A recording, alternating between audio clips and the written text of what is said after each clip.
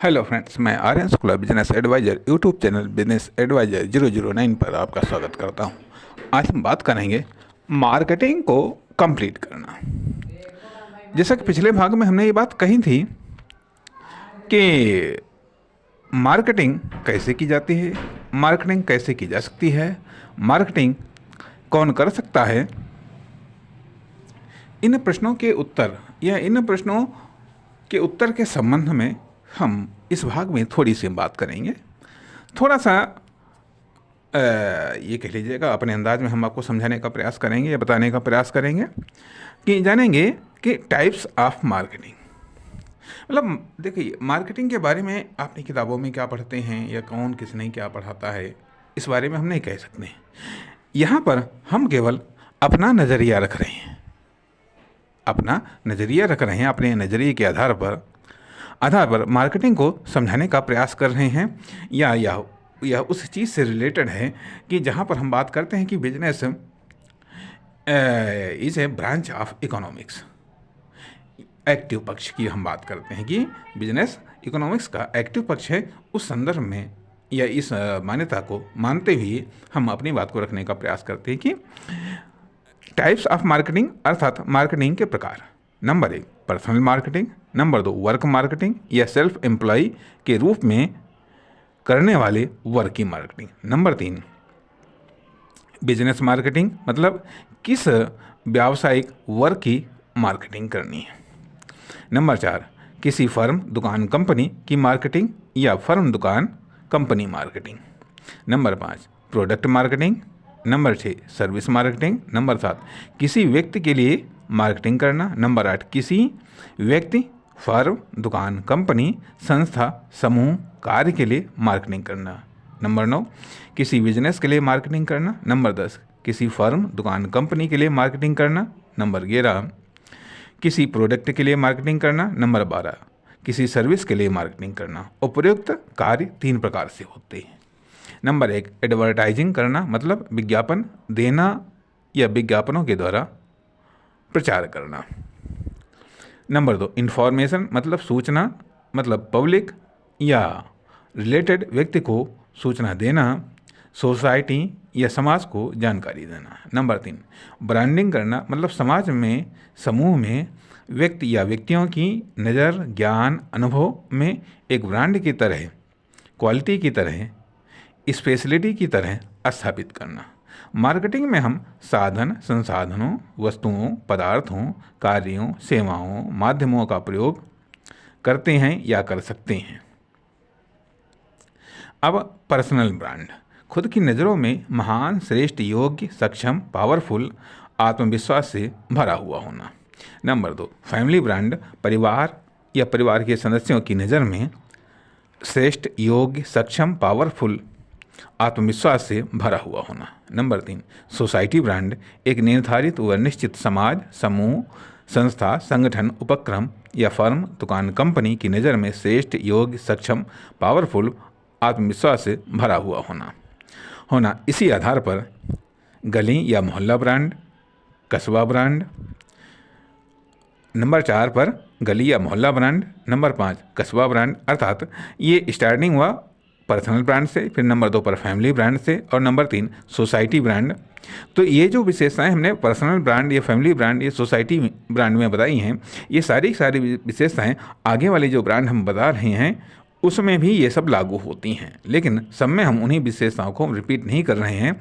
इसलिए personal brand और family brand और सोसाइटी ब्रांड वाली विशेषताएं आगे वाले ब्रांडों में भी समझना चाहिए। जैसे कि नंबर 4 पर गली मोहल्ला ब्रांड, नंबर 5 कस्बा brand, number 6 block brand, number 7 तहसील ब्रांड, नंबर 8 जिला ब्रांड, नंबर 9 मंडल ब्रांड, नंबर 10 राज्य brand, number 11 national brand, number 12 national group brand, number 13 महाद्वीप ब्रांड और नंबर 4 ग्लोबल या वैश्विक ब्रांड।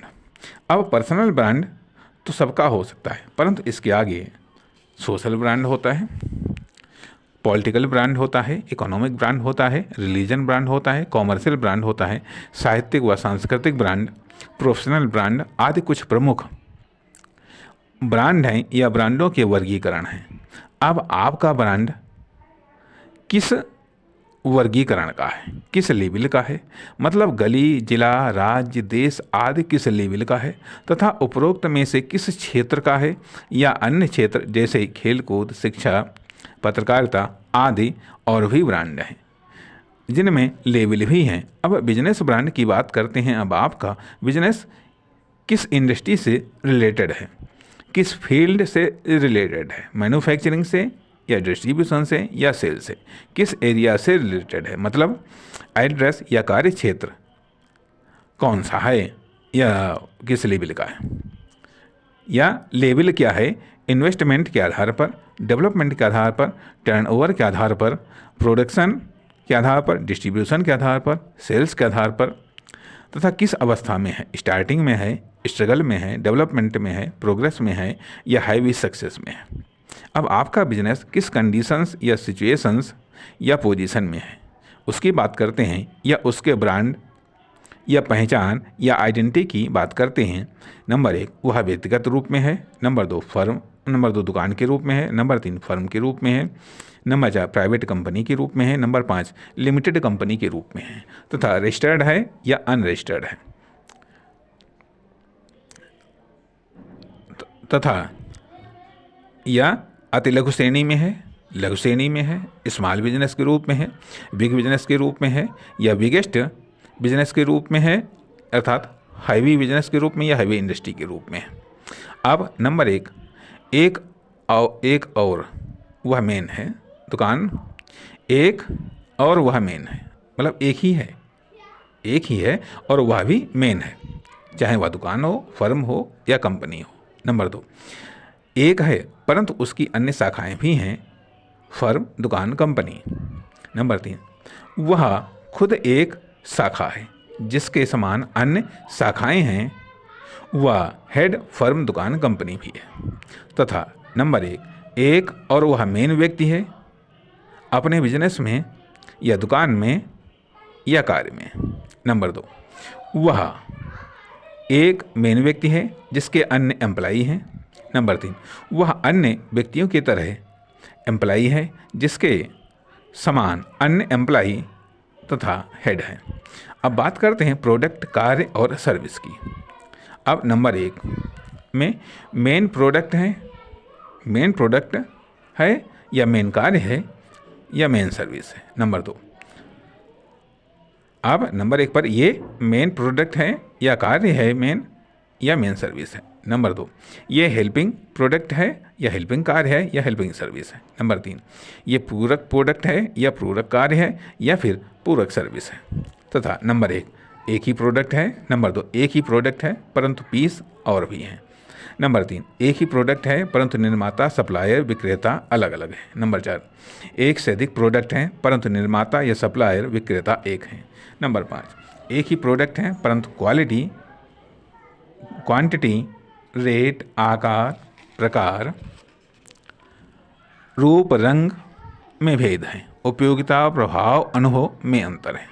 एक से अधिक प्रोडक्ट हैं, बहुत सारे प्रोडक्ट हैं, ये कितना एरिया, कितने कस्टमर कवर करते हैं, कैसे कवर करते हैं आदि।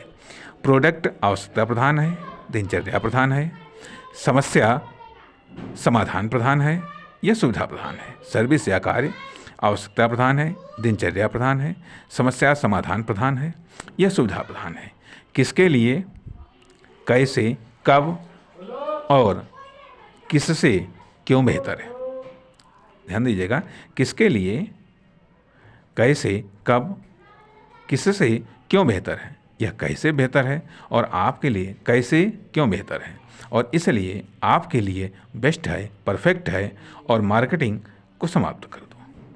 अर्थात यहाँ पर जो मार्केटिंग की जो फिनिशिंग है, मार्केटिंग को जो कंप्लीट करना है, मार्केट को जो कंप्लीट करना है वो इन प्रश्नों के उत्तर के आधार पर कंप्लीट करना चाहिए कि किसके लिए, कैसे, कब और किससे क्यों बेहतर है। यह प्रोडक्ट या यह कार्य या यह सर्विस या यह फर्म या यह दुकान या यह कंपनी किसके लिए, कैसे, कब और किससे क्यों बेहतर है। यह कैसे बेहतर है और आपके लिए कैसे क्यों बेहतर है और इसलिए आपके लिए बेस्ट है। रीज़न बेस्ट है, परफेक्ट है, और यहाँ पर अपनी बात को पूर्ण कर दो, अपने इफ़ेक्ट, अपने एक्शन, अपना इन्वेस्टमेंट को कंप्लीट करो और उसको सोचने के लिए, उसको निर्णय लेने के लिए, उसको डिसीजन लेने के लिए छोड़ दो। मार्केटिंग को समाप्त कर दो और कंप्लीट कर दो। यहाँ तक करते करते आप भी अपनी पूरी जोर, मतलब इतना पूरा जोर लगा दीजिएगा कि आप भी थक जाएं, आप भी थक जाएं, और वो भी सोचने के लिए इतना वर्क करवा दो उससे कि वो भी थक जाए। इसलिए अब सोचने के लिए उसको भी छोड़ दो, हम आपको भी सोचने के लिए छोड़ देते हैं और हम भी सोचने के लिए छूट जाते हैं। इसलिए नमस्कार, फिर मिलते हैं अगले भाग में। धन्यवाद।